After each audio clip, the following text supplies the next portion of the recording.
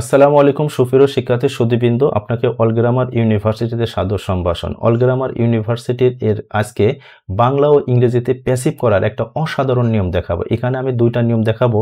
According to be verb method, তার মানে এই টু বি ভার্বের পরে যে ভার্বের ভিতরি হয় এইটা হয় প্যাসিভ নিয়মে, সেই নিয়মটা আমি এখানে দেখাবো। আর একটা হয় অ্যাকর্ডিং টু টেন্স মেথড, তার মানে টেন্স অনুসারে আমরা যখন ভয়েস করব তখন এই যে বি ভার্বগুলো আছে এই বি ভার্বের পরে আপনার এই ভি থ্রি আসবে। সেটা কিভাবে আসবে সেই মেথডটা এখানে দেখবেন। এক অনন্য জ্ঞান আহরণ করুন এখানে, এবং সেই সিস্টেমটা আপনারা এখানে উদাহরণ দিয়ে বাংলা ইংরেজি সুন্দর করে বোঝাবো। তাহলে মনোযোগ দিয়ে দেখুন। তাহলে এই প্যাসিভ ফর্মের প্রথম নিয়ম হলো যে প্রথমে সাবজেক্ট বলবে, এরপরে অক্সিলারি ভার্বের যে কোনো একটা বলবে, এরপরে ভি থ্রি বলবে। কখন বলবে? যখন এই সেন্টেন্সটা প্যাসিভ হবে। এখন আপনি প্যাসিভ বুঝবেন কিভাবে?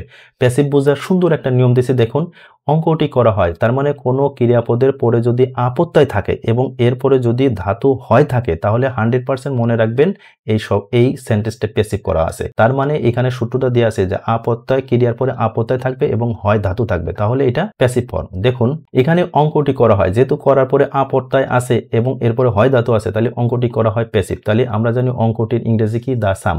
যেহেতু একটি বোঝাচ্ছে তাহলে এই যে কোনো অক্সিলারি ভার্ব একটি নিয়ে আসবো। যেহেতু হয় অর্থে ইজ হয় তাহলে ইজ, এই যে ইজ এর পরে যে ভার্বটা বসাবো সেই ভার্বটা হবে আপনার বি থ্রি। কেন?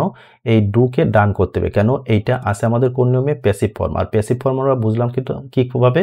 যে এই ক্রিয়াপদের শেষে আপত্যায় আছে, এরপরে হয় ধাতু আছে। আশা করি এটা ইজি ভাবে বুঝছেন। এবং এই এম ইজ আর এই তিনটা ব্যবহার করা হয় প্রেজেন্ট ইনডিফিনিট টেন্সে, এবং ওয়াজ ওয়ার এই দুইটি ব্যবহার করা হয় পাস্ট ইনডিফিনিট টেন্সে। এইগুলো আপনারা খুবই সুন্দরভাবে জানেন এবং সেই সাথে মনে রাখবেন ক্রিয়াপদের সাথে আপত্যায় এবং এরপরে হয় ধাতু থাকলে এটা প্যাসিভ ফর্ম, আর যত অক্সিলারি ভার্ব আছে এরপরে সবসময় ভি থ্রি বলবে। এইটা মনে এক নাম্বার কথা। দুই নাম্বার হচ্ছে একই কথা, আপনার সাবজেক্টের পরে যদি এম ইজ আর আসে তার মানে এখানে পাস্ট হিসাবে দেখাইছে, এরপরে ভি থ্রি বলবে। এটা কখন বুঝবেন? যখন এই সেন্টেন্সটা প্যাসিভ ফর্ম হবে। আর প্যাসিভ চেনার একটাই নিয়ম, এই ক্রিয়াপদের শেষে একটা আপত্যায় থাকবে, এরপরে হয় ধাতু বা অন্য কোনো ধাতু থাকবে। এখানে হয় আছে, মূলত এই হয় থেকে হয়েছিল এটা টেন্স অনুসারে হয়েছে।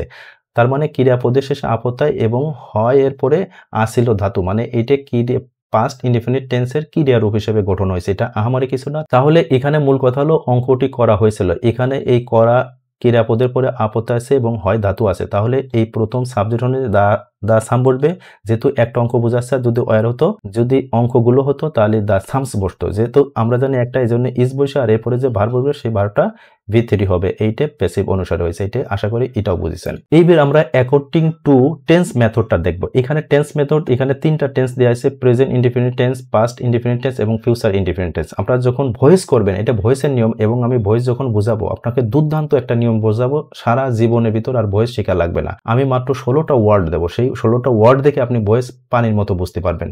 এখানে প্রথম কথা হলো আপনার ভয়েসের নিয়ম হলো অবজেক্টকে সাবজেক্ট করতে হয়, তারপরে প্রেজেন্ট টেন্সে এম ইজ আর এই তিনটা বসাতে হয়, তারপরে ভি থ্রি, তারপরে প্রিপোজিশন বাই, তারপরে সাবজেক্টকে অবজেক্ট।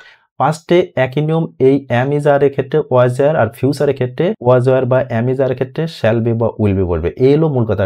পরিবর্তন হচ্ছে শুধুমাত্র এইখানে। তাহলে টেন্স অনুসারে প্যাসেজের নিয়ম হলো পরিবর্তন হচ্ছে শুধুমাত্র আপনার এই বি ভার্ব, আর এই বি ভার্বের পর সবসময় ভি থ্রি হচ্ছে, এইটা মনে রাখবেন। আর এই ভি থ্রি হওয়ার কারণে এইরকম ক্রিয়াপদের ধাতু প্রত্যয় অনুসারে মূলত এখানে আছে। সেইটা উদাহরণ আমি এখানে দেখাচ্ছি, ভালোভাবে খেয়াল করুন। তাহলে এখানে একটা অ্যাক্টিভে দেওয়া আছে দেখুন, আই রাইট এ নোবেল। তাহলে এ নোবেল এটা হলো অবজেক্ট, তাহলে প্রথমে নিয়ে আসবো এ নোবেল। তাহলে এরপরে বি ভার্ব হিসেবে যেহেতু একটা ইজ বলবে, তারপরে যে ভার্ব নিয়ে আসবো সেটা হলো ভি থ্রি, কারণ এখানে ভার্ব আছে রাইট। এর রাইটের ভি থ্রি কি?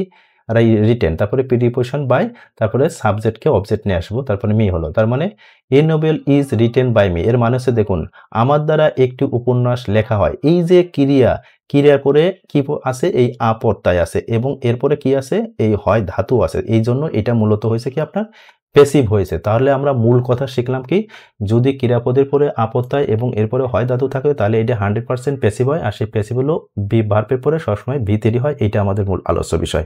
পরেরটাই দিয়ে আছে দেখুন, আই রোট এ নোবেল। এখাও ই আছে, তাহলে এটাও অ্যাক্টিভ আছে। তাহলে কি দেবো? এ নোবেল। এইবার আমরা এখানে ইজ দিছি, ইজ যেহেতু ফার্স্ট ওয়াজ দেবো, তারপরে যা আছে তাই, রিটেন বাই মি। তার মানে a novel was written by me. আর এখানে কি হলো?